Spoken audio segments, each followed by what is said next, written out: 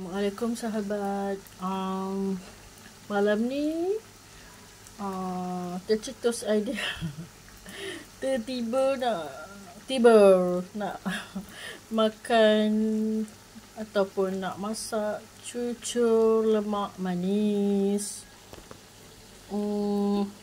Tapi even malam, don't worry lah, I buat not too sweet. Dia tidak terlalu manis ya. Dan ini bukan keras kekong. Ini kalau keras pun keras crunchy kan. Okey je tadi. Saya dah makan, dah rasa tak terlampau manis. Okey je, korang minum dengan teh di malam hari. Dengan kopi pun okey.